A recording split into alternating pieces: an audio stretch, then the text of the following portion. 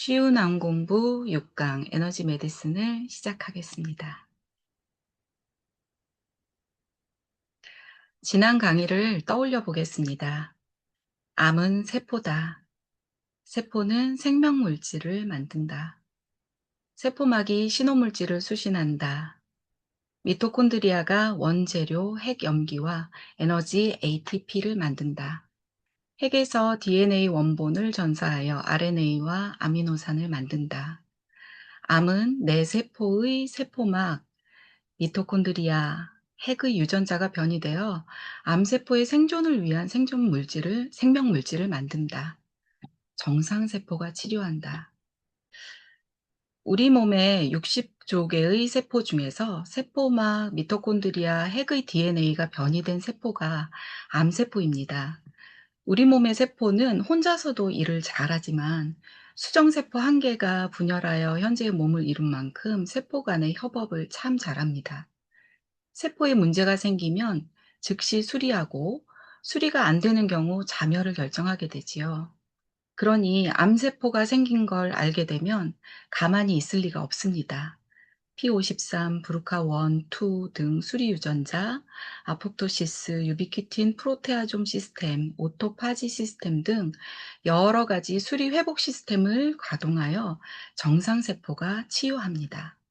그런데 치유의 실패가 긴 시간 반복되고 쌓이면 점점 커져서 비로소 암 종양이 형성됩니다. 그래서 암세포는 약하게 하고 정상세포는 강하게 하는 것이 치료의 목표라고 할 수 있습니다. 수술, 방사선, 항암요법 등으로 현재 병원에서의 치료는 암세포를 죽이고 떼어내어 암세포를 약하게 합니다. 그런데 수술로 암세포가 다 없어지지 않습니다. 보이지 않는 미세암이나 퍼져 있는 휴면암이 남아있고 또 하루에도 엄청난 수의 암세포가 새로 생기므로 다 없애기는 사실 불가능합니다. 그러므로 정상세포를 강하게 하여 인체의 수리 회복 시스템이 잘 작동되도록 하는 것이 암세포에서 더 중요하다고 할 수 있습니다. 온빛 건강상담협회의 3대 치료법은 바이오 메디슨, 에너지 메디슨, 마인드 메디슨인데요. 지난 시간에 복합 천연물을 비롯한 바이오 메디슨을 알아보셨고요. 오늘은 신부온열요법과 저주파 요법인 에너지 메디슨을 소개해 드리겠습니다. 암세포를 약하게 하는 방법으로 복합 천연물, 식물에 답이 있다고 써 있는데요. 식물은 움직이지 못하기 때문에 세균이나 해충, 자외선 등의 공격에 대해서 자신을 보호하기 위해 만드는 보호물질이 참 많습니다. 식물은 살아있기 때문에 때에 따라서 항진이나 억제 등의 조절이 가능한 유효 성분 복합체로 생산을 하게 되는데요. 그래서 약효가 있는 성분 한 가지만이 아니라 전체를 복용해야 하는 것입니다. 그리고 빛 에너지 가득한 음식을 섭취하는 것, 충분한 산소 공급을 위한 운동, 깊이 열을 넣어주는 신부온열 치료가 암세포를 약하게 하는 방법이 되겠습니다. 정상세포를 강하게 하는 방법으로는 신부온열 치료와 저주파 치료가 있습니다. 신부온열기는 50만 헤르츠로 몸속 깊이 열을 넣어주고요. 저주파 치료는 60Hz 정도의 저주파를 신경계에 넣어주게 되는데요. 전기를 몸에 넣는 게 어떨까 걱정하실 수도 있는데, 우리가 빛이라 하는 매우 넓은 그 스펙트럼 중에서 볼 수 있는 가시광선은 400조에서 700조 정도의 헤르츠를 나타내고 있고요. 그다음에 우리 주변에도 항상 있어요. 사실 우리가 라디오를 스위치를 올리고 주파수를 맞추기만 하면 라디오 방송을 들을 수 있잖아요. 우리 주변에 이 라디오파가 늘 있기 때문인데요. 라디오파의 파장은 1억 헤르츠 정도 됩니다. 그러니 50만 헤르츠나 60 헤르츠는 매우 미미한 수준의 전기라고 볼 수 있겠습니다. 그리고 물건을 사용하다가 고장이 나면 제조사에 수리를 요청하잖아요. 만든 곳이 고칠 수도 있으니까요. 마찬가지로 우리 몸을 만든 관리자는 치료할 수 있습니다. 그럼 몸을 만든 관리자가 어딘지 알아보겠습니다. 치유의 핵심 지식, 관리자를 치료하자. 자, 첫 번째, 우리가 어떻게 생겨났나, 어떻게 만들어졌느냐를 보면요. 엄마에게서 반쪽 세포인 난자와 아빠에게서 온 반쪽 세포인 정자가 합쳐져서 수정란이 되었습니다. 이 수정란이 열심히 분열을 해서 수정 후 일주일 정도 되면요. 자궁벽에 착상을 하게 됩니다. 이렇게 자궁벽을 뚫고 들어가서 인제 착상을 하게 됐는데요. 처음에는 모두 같은 모양의 세포로 분열하고 있었는데 이때쯤이 되면 각자의 위치에 따라서 맡은 바 역할이 달라지게 됩니다. 그리고 임신 1달 정도, 3 내지 4주 정도가 되면요. 여기 보시면 어디서 많이 본 것 같은 그런 그림인데요. 여기를 체절이라고 하는데 여기가 바로 뇌와 척수가 되는 부분입니다. 이 배아의 등 쪽을 따라서 길게 뻗은 이 구조물에 바로 신경관의 일부인데요. 이쪽이 쭉 뻗어나가서 이 머리 쪽에서 뭉쳐지면 뇌가 되고요. 그 아래쪽에 심장이 있고요. 이 뒷부분으로 가서 장을 형성하고 요 빨간 점들이 바로 원시 생식 세포가 되겠습니다. 그리고 이 체절은 나중에 척추와 갈비뼈, 근육, 피부 등으로 발전을 하고요. 그리고 이 아래쪽은 영양분을 담당하던 곳이었는데 이곳은 안으로 말려 들어가서 하나의 관이 되었다가 인제 소화기로 발전을 하게 됩니다.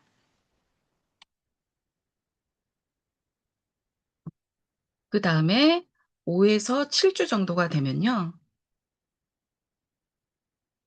여기 노란 부분이 척수예요. 아까 이렇게 쭉 신경관이 뻗어서 뇌와 척수가 된다고 했는데요. 이 뻗어간 신경관에서 각각의 신경이 막 나옵니다. 그래서 요 머리 쪽에는 뇌신경, 뇌12신경이라고 하는 신경이 생기고요. 요 부분은 목에 해당하는 경신경, 그리고 요 아랫부분이 흉신경, 또 요신경 이렇게 됩니다. 그리고 여기 빨강, 파랑 부분이 순환계, 심장이 되겠죠. 심장, 혈관 이런 걸로 발전하게 되고요. 그다음에 여기 간과 소화기가 되는 소화기, 호흡기까지 되는 그런 게 있습니다. 어 그러니까 신경계가 먼저 이렇게 쫙 만들어지고요. 여기서 신호를 줘서 세포가 쫙 뻗어나와서 각각의 장기를 만들어내는 것입니다. 척수 하나하나가 담당 영역이 다 있습니다.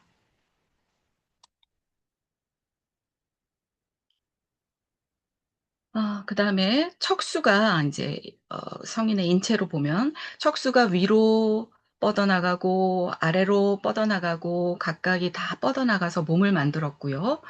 또 계속 관리를 하게 됩니다.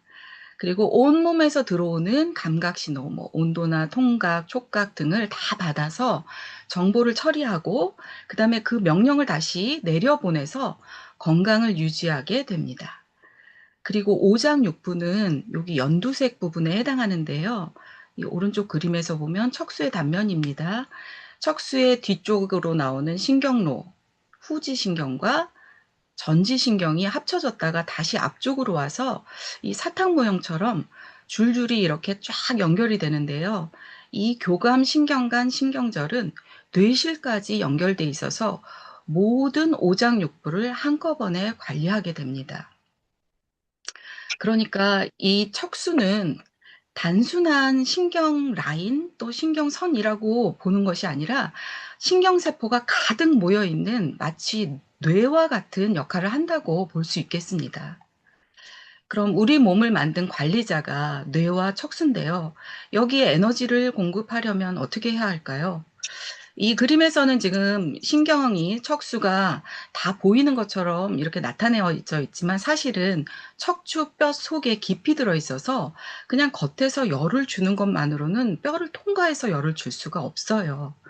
우리가 태양빛을 받아도 피부도 깊이 뚫고 들어가기 어려운 것처럼요. 어, 몸속 깊이 열을 넣어주는 것이 좀 어렵습니다. 그런데 몸을 관통해서 열을 넣는 심부온열 치료기는 그것이 가능합니다. 척수별로 지금 관리하는 부분을 좀 표로 나타내 봤는데요. 여기 경추에 해당하는 경추 1, 2, 3, 4번은 얼굴, 그 다음에 머리 뒤쪽 여기를 관리하고요. 그 다음에 5, 6, 7, 8번 신경은 어깨와 팔, 손을 관리합니다. 그리고 흉추 1, 2, 3, 4번은 폐, 기관지, 심장을 관리하게 되고요. 5번부터 11번까지의 흉추는 모든 소화기관을 관리하게 됩니다. 그리고 요추 1, 2, 3번은 신장, 방광, 자궁, 난소, 직장에 해당하는 원기기관을 관리하고요. 요추 3, 4, 5번은 다리와 발 쪽, 하지 쪽을 관리하게 됩니다. 그리고 천추 2, 3, 4번은 이 원기기관의 부교감 신경이 되겠습니다. 심부온열 치료는 몸을 관통해서 열을 깊이 넣을 수 있기 때문에 정상세포에는 열을 잘 전달해 줄 수 있고요. 암세포는 열을 과하게 내서 암세포의 증식을 억제하는 그런 효과가 있습니다.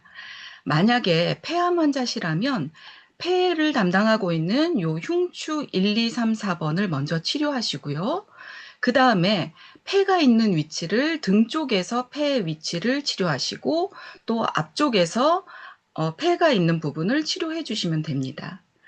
그리고 다리가 저리고 통증이 있으신 분들은 다리부터 치료하시는 것이 아니라 다리를 담당하고 있는 요추 3, 4, 5번을 먼저 치료하시고 여기가 관리자니까요. 그 다음에 다리 쪽을 치료하시면 되겠습니다. 그러니까 치료 순서는 먼저 척수를 치료하시고 그 다음에 후면과 전면의 장부를 치료하시면 되고요. 그 다음에 경부신경절이라 하면 목에 있는 신경절인데요. 목의 신경절과 뇌 쪽의 치료는 저주파 치료기를 이용하시면 됩니다. 우리 몸의 관리자인 척수와 뇌 치료 없이는 암을 완전히 치료할 수 없다고 지난 10년 가까이 암을 봐오신 강 선생님께서 말씀하십니다. 신부온열 암 치유의 원리, 첫 번째, 척수가 어느 부분을 담당하는지 그 담당 과정을 잘 알고 그 부분을 치료하시고요. 그 다음에 장부와 근육도 위치가 어딘지 아셔야지 치료를 제대로 할 수 있으니까요. 위치를 잘 파악하시고 치료하시면 됩니다. 척수나 장부, 근육 같은 경우에는 모두 몸속 깊이 있기 때문에 신부온열기로 치료하시면 되는데요. 신경로와 뇌 또는 피부 가까이 있는 모세혈관이나 림프관은 저주파기로 치료를 하시게 됩니다. 그래서 에너지 암 치료의 원리를 좀 다시 정리해 보면요. 암은 세포다. 암은 나의 정상세포가 치료한다. 정상세포가 어떻게 치료하느냐? 마이크로 RNA, P53, 브루카1, 2, 뭐 각종 효소, 각종 면역세포, 뭐 유비키틴 프로테아좀 시스템 이런 것들로 또 T세포, NK세포 이런 세포들로 치료를 하게 됩니다. 이 치료라고 하지만 이게 사실은 암세포와 싸우는 거잖아요. 싸우니까 에너지가 굉장히 많이 필요하게 됩니다. 그리고 이 암세포가 생겼다는 것을 어떻게 알까요? 세포는 서로 신호를 주고받습니다. 유선 신호도 주고받고요. 무선 신호도 주고받습니다. 뭐 어딘가 이상이 생겼다 그러면 얼른 감지하고 싸워라 라는 전투의 신호를 내리게 됩니다. 그런 모든 관리자가 뇌와 척수입니다. 그러니까 뇌와 척수를 건강하게 하는 것이 첫 번째, 치료의 첫 번째 원칙이라고 할 수 있겠습니다.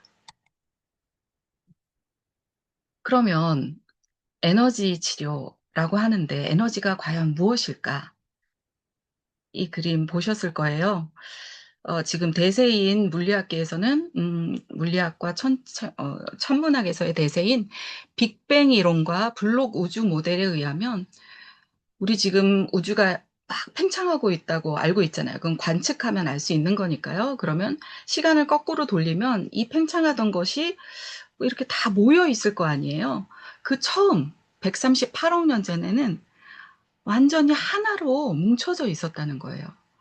지금 있는 모든 물질이 하나로 뭉쳐져 있었으니 얼마나 밀도는 높았고 온도도 굉장히 높을 것이며 아주 고에너지 상태였던 것이죠. 그런데 어떤 이유에서인지 10만 분의 1도의 온도 차이가 생기고 그 온도 차이 때문에 균형이 깨져서 갑자기 팽창하기 시작합니다.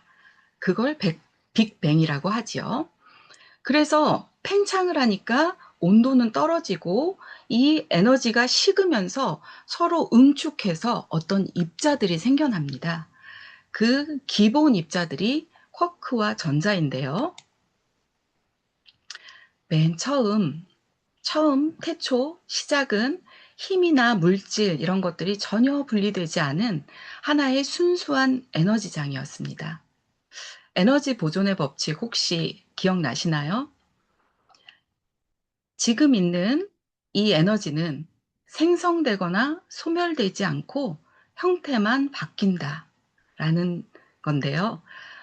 즉 빛 에너지가 없어지는 게 아니라 열 에너지로 바뀌거나 운동 에너지로 바뀌거나 위치 에너지로 바뀌거나 이렇게 형태만 바뀐다는 것이에요.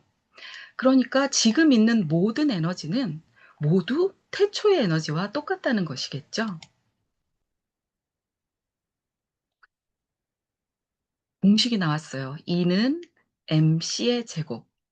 아인슈타인의 특수상대성 이론에서 나온 공식인데요. 머리 아프시죠? 조금 쉽게 얘기해 보겠습니다. E는 에너지고요. m은 질량, c는 빛의 속도입니다. 빛의 속도 혹시 기억나시나요? 초속 30만 킬로미터. 매우 빠르죠. 감히 상상도 할 수 없는 속도인데요. 이 공식에는 그 c가 제곱으로 돼 있어요. 그러니까 30만 곱하기 30만. 그러면 매우 큰 수입니다. 즉 에너지는 질량 곱하기 매우 큰 수. 근데 이 숫자는 변하는 수가 아니라 고정돼 있는 숫자예요. 그럼 이것을 그냥 공식이라고 생각하지 마시고 그냥 이걸 글자라고 보시면 '에너지는 질량에다 어떤 수를 곱한 거구나.' 이렇게 보실 수 있잖아요. 이거를 해석하자면 질량과 에너지가 별개의 것이 아니라 하나의 실체가 형태만 다르게 나타난 것이다. 또 질량은 에너지가 뭉친 것이구나. 질량은 거대한, 왜냐하면 이 매우 큰 수를 곱했으니까요. 거대한 에너지의 한 형태라는 것을 보여줍니다. 우리가 만질 수 있는 모든 물건은 사실 에너지가 뭉쳐서 만들어진 덩어리이고 아인슈타인의 이 공식은 그런 덩어리 하나하나가 얼마나 많은 에너지가 들어있는지 계산할 수 있는 방법을 알려주는 것입니다. 그리고 에너지는 새로 만들어지거나 완전히 사라지지 않습니다. 형태만 바뀔 뿐입니다. 그러면 이제 태초로 돌아가 보면요. 처음에 에너지만 가득했던 그 하나였던 그 물질에서 이게 팽창하고 식으면서 물질이 됐을 때 그 에너지가 물질이 된다는 것이 너무 당연하게 와닿는 것 같아요. 그래서 에너지로부터 물질이 되고 질량을 가진 물질이 되고 또 질량을 가진 물질은 어마어마한 에너지를 갖고 있는 것이다라는 그런 설명을 할 수 있겠습니다. 해석을 할 수 있겠습니다. 그리고 존재의 최소 단위인 원자를 살펴보면요. 이 그림 되게 복잡한데요. 이거는 사실 원자입니다. 원자 내부에 핵이 있고 그리고 이 주변을 매우 빠르게 전자가 돌고 있죠. 그런데 이걸 분해해서 가장 작은 것부터 가 보면요.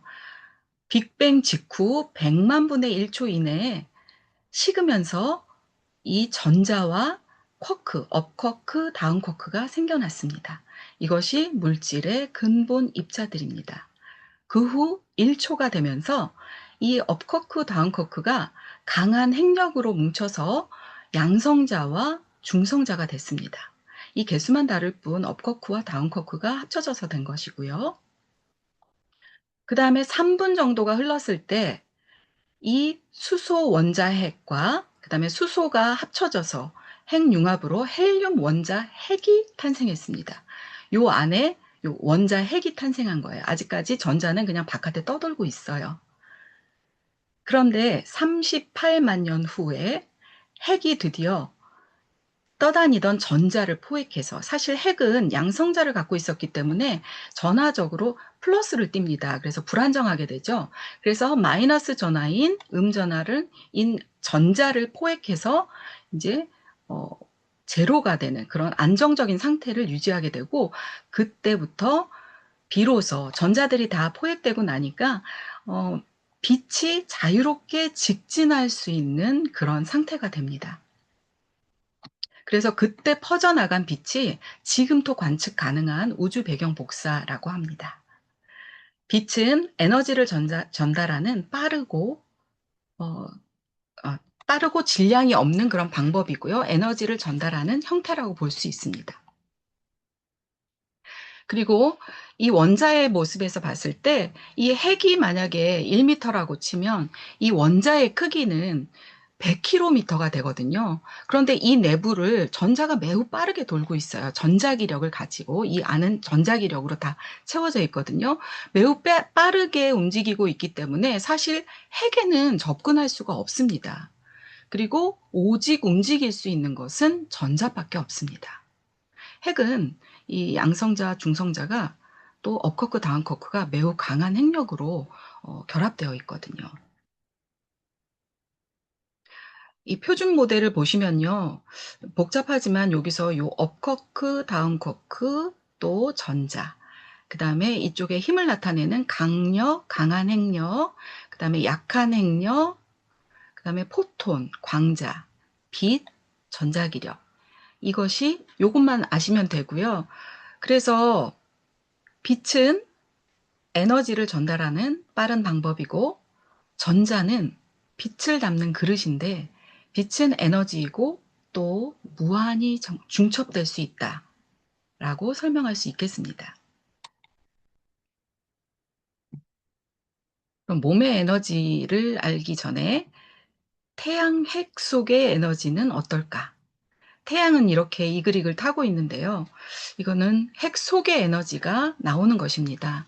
맨 처음에 만들어졌던 수소 원자와 수소 원자들이 서로 핵융합으로 헬륨 원자가 만들어집니다. 태양은 거의 수소와 헬륨으로 이루어져 있는데요. 이 수소들이 모여서 헬륨이 될 때 아주 작은 질량의 차이가 생겨요. 그런데 아인슈타인의 그 E는 mc의 제곱이라는 공식에 의하면 아주 작은 질량이더라도 가진 에너지는 매우 크다고 했잖아요. 그래서 이 태양에서는 그 작은 질량의 손실로 이렇게 엄청난 에너지가 계속 뿜어져 나오고 있는 것입니다. 이것을 이용한 것이 수소 폭탄이에요. 수소 핵이 융합되는 것을 이용한 수소 폭탄, 매우 강력하고 파괴적인 힘을 가졌죠.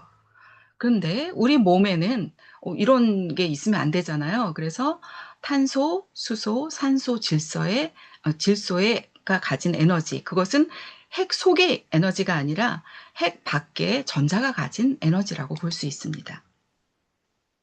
매우 안전한 거고요.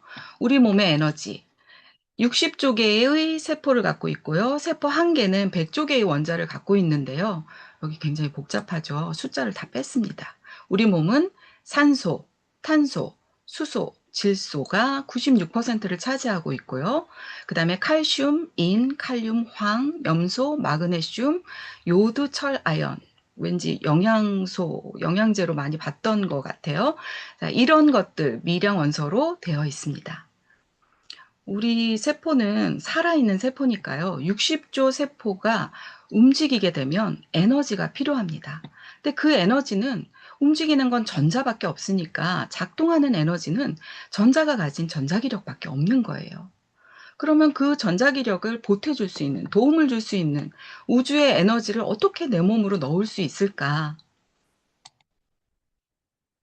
식물이 하고 있습니다. 우리는 우주의 빛 에너지를 바로 에너지로 바꿀 수 없어요. 그런데 식물이 광합성이라는 작용을 통해서 이 엽록체에서 뿌리로부터 받아들인 물에서 전자를 가져오고, 그다음에 그 전자에 태양에서 빛을 가득 담은 다음에, 전자는 매우 빠르게 움직이니까 붙잡아 둬야 돼요.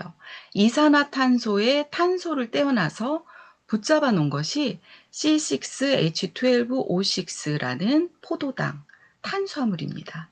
그리고 이 식에서 보시면 남는 거는 산소밖에 없어요. 그리고 산소는 식물의 입장에서도 독에 해당하거든요. 그래서 배출합니다. 그 산소를 우리가 다시 또 마시죠. 그러므로 전자는 빛을 담는 그릇이다. 빛이 무한히 중첩되어 전자에 담기고, 그것을 먹고 우리는 그거 먹은 것을 몸에서 에너지로 바꾸어서 쓰게 되는 것입니다. 많이 보셨던 사진이시죠? 이거 미토콘드리아예요. 세포 하나당 3,300개에서 1,000개 정도의 미토콘드리아가 있는데요. 음식으로 흡수한 탄수화물, 지방, 단백질 등은 세포질 내에서 아세틸 코엔자임 A로 바뀌고, 그다음에 이 미토콘드리아라는 공장에서 핵염기나 아미노산, 에너지 ATP 이런 것들을 생산하게 됩니다. 그러니까 우리는 음식을 먹어서, 식물을 먹어서 에너지를 얻는 것이죠. 또 여기 시신경으로 눈으로 직접 빛이 들어오기도 합니다. 그런데 이 미토콘드리아에서, 이 그림 매우 복잡하시겠지만 제가 다 흐리게 처리했어요. 남는 거, 세포 내 독소라는 거 설명하려고 이 그림을 가져왔는데요. 이 공장을 다 돌고 나면 전자가 빛을 잃어요. 또 전자를 빼앗긴 수소, 그 다음에 전자가 부족한 산소, 이런 것들이 세포의 입장에선 다 독에 해당하거든요. 근데 전자와 수소 원자, 양성자, 그리고 산소가 합쳐져서 물이 되어 중화돼 가지고 몸 밖으로 배출시킬 수 있습니다. 그러니까 산소는 세포 내 독소를 배출하는데 꼭 필요하다고 볼 수 있습니다.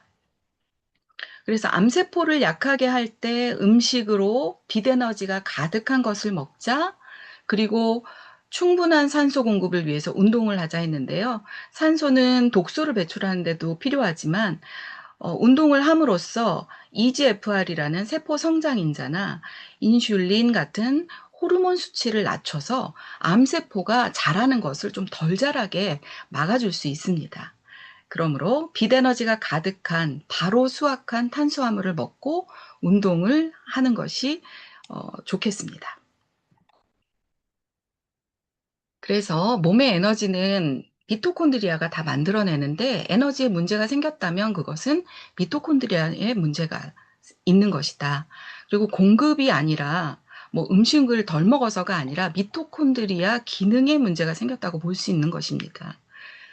그리고 우리 몸의 세포는 모두 원자로 되어 있고 미토콘드리아도 모두 원자로 되어 있으므로, 원자는 전자기력으로 움직이므로 전자기력, 빛을 주는 것이 에너지를 넣어주는 게 되겠습니다. 암환우들은 암과 싸우느라 에너지가 많이 부족하시니까 빛 에너지 공급이 필수라고 하겠습니다. 저주파 치료법을 좀 살펴보면요. 통증 관리를 할 수 있는 전신통경락법, 그 다음에 뇌척수액을 정화시킬 수 있는 세수양생법, 그 다음 뇌실과 난소에 있는 원본세포가 뇌줄기세포를 잘 만들어서 건강을 유지하게 하는 뇌실요법, 그 다음에 대뇌는 쉬게 하고 무의식 영역에 도움을 줄 수 있는 무의식 치료법이 있습니다. 저주파 치료의 원칙은 과유불급, 너무 지나치면 안 되고요. 적당히 하셔야 됩니다. 그 다음에 무의도, 의식은 매우 불안정하다고 볼 수 있습니다. 그래서 에너지와 정보가 치유하게 하라. 내 사랑의 의식을 에너지와 함께 전해드리면 그분의 신적인 능력을 지닌 완벽한 세포들이 치료를 해낸다. 그리고 인간에게 부족함이란 없다. 아낌없이 나누자. 그래서 에너지 치유의 원리를 조금 찬찬히 살펴보겠습니다. 인체에서 작동하는 에너지는 무엇인가? 아무것도 없다 그랬죠. 전자기력 밖에는. 전자의 움직임 말고는 아무것도 없습니다. 두 번째, 열은 어떻게 발생하는가? 전자가 빛을 받아서 그걸 다시 토해 놓는 게 열입니다. 전자 한 개가 가진 1 일렉트론 볼트는 온도로 환산하면 11,600도 K 정도가 됩니다. 어마어마한 열이죠. 세 번째, 왜 36.5 도로 유지해야 하는가? 체온 유지 얘기할 때 생명 물질이 정상 작동할 수 있는 온도는 36.5 도입니다. 만약에 온도가 달라지면 원소 간에 결합된 그 각도가 달라지고, 각도가 달라진다는 것은 아예 다른 물질이 되거나 기능을 할 수 없다는 뜻이 됩니다. 그리고 핵 속에 있는 DNA도 정상 작동을 하기 위해선 36.5 도를 유지해 줘야 됩니다. 그다음에 면역 세포는 전투 중에 왜 열을 올리나? 우리가 아프면 열이 나잖아요. 그것은 면역 세포가 활발하게 활동할 수 있는 온도는 38 도입니다. 이 뜻은 다른 곳은 좀 쉬고 전투에 집중하라는 뜻입니다. 그래서 감기에 걸려도 인제 먹고 푹 쉬고 자라고 얘기하죠. 다섯 번째, DNA의 불안전성, 단백질 불안정성은 왜 발생하는가? 자체의 불안정성도 있을 수 있고요.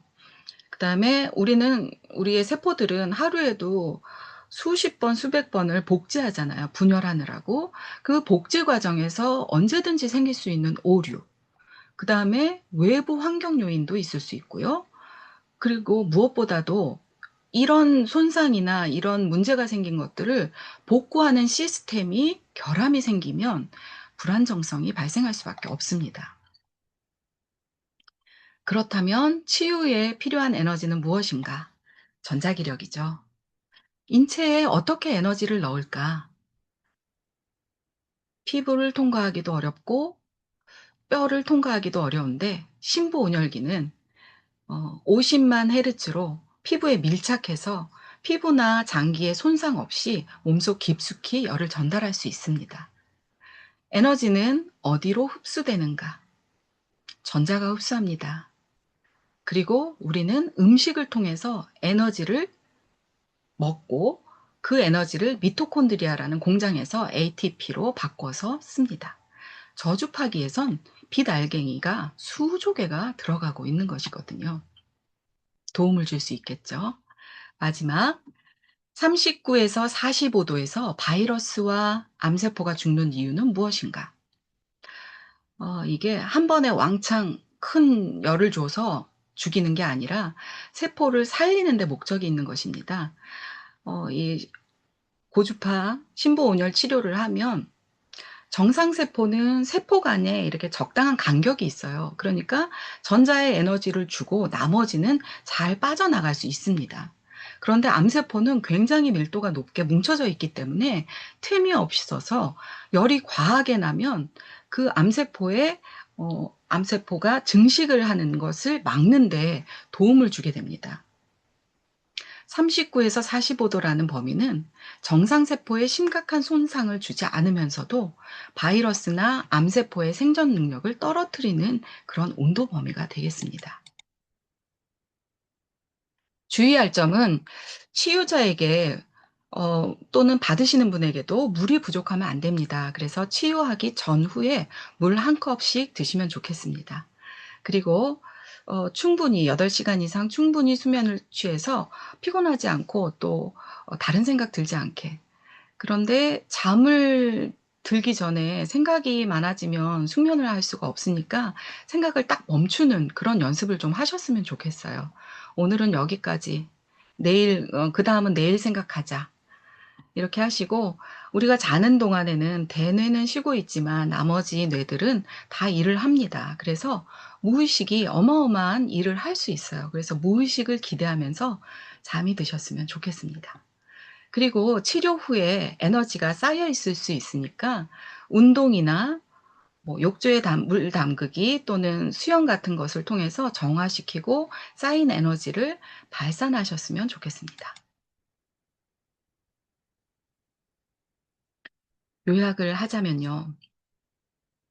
우리 몸은 에너지가 응축된 덩어리이고 그 에너지는 궁극적으로 빛과 같은 고에너지 상태에서 왔으므로 빛이 모여서 응축된 덩어리라고 말할 수 있습니다. 롤프 랑다우어의 연구처럼 일부 현대 물리학적인 접근에서는 에너지를 단순한 힘이 아닌 정보를 담는 매개체로 봅니다. 따라서 정보, 어떤 상태를 결정하는 것, 나의 생각, 이것은 에너지를 발생시키거나 에너지를 특정한 상태로 유지하도록 이끌어가는 근본적인 역할을 합니다. 에너지라는 것은 그 자체로는 어디로 움직일지 방향을 모릅니다. 무엇을 해야 할지 모릅니다. 그런데 정보, 우리의 생각은 이 에너지를 붙잡아서 이 방향으로 힘을 써라 라고 지시를 내리는 지휘관과 같습니다. 에너지를 돈이라고 하고 정보를 뭐 예산이나 설계도라고 비유한다면 우리가 돈을 쓸 때 뭐 아무 생각 없이 쓰면 금방 파산하잖아요. 그것처럼 이 정보가 에너지를 이끌어 줘야 됩니다. 우리의 생각은 신경계에 내려지는 가장 높은 수준의 정보이자 명령입니다. 모든 세포에서 나오는 생체 광자, 쉽게 말해서 내 몸의 빛은 세포 수준의 에너지 흐름을 나타냅니다. 우리의 집중된 긍정적인 생각이라는 정보는 신경계와 호르몬계를 통해서 몸 전체의 세포 통신망에 전달돼서 세포가 더 효율적이고 조화로운 방식으로 에너지를 사용하고 정보를 교환하도록 질서를 부여하는 것입니다.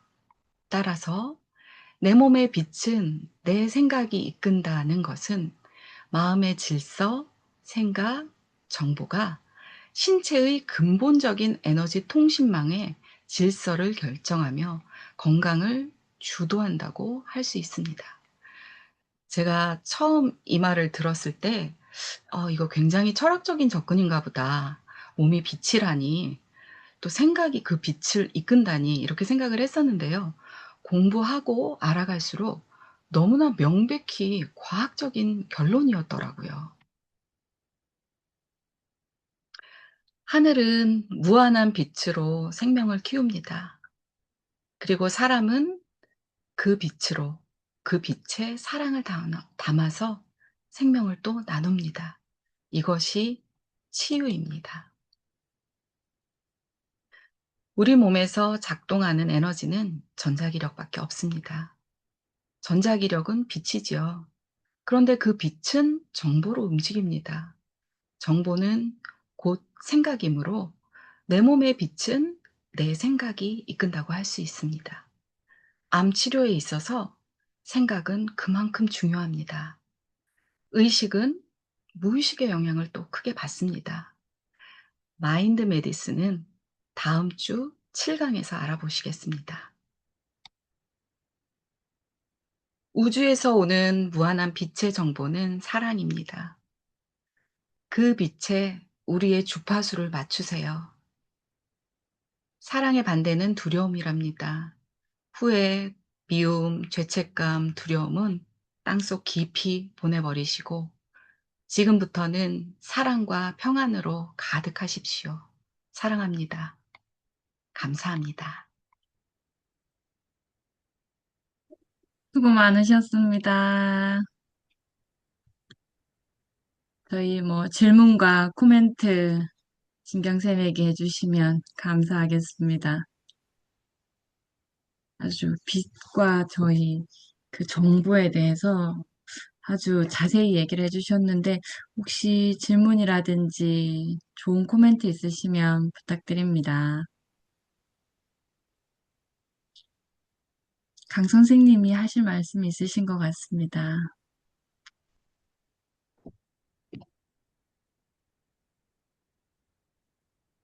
음, 너무 잘 말씀해 주셨어. 아니, 선생님은 아나운서 출신이세요? 말도 되게 예쁘게 하시고, 아니, 평소하고 조금 다르시는데.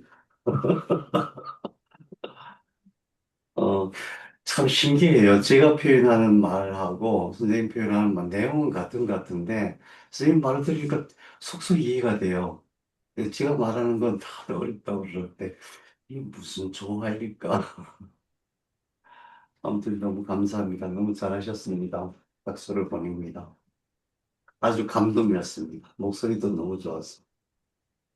목소리조차도 너무 좋았습니다. 12월의 불금입니다.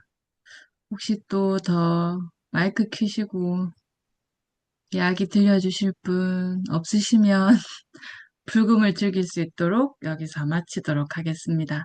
오늘 수업 준비해주신 진경쌤 감사드리고 모두들 편안한 주말 보내세요. 감사합니다.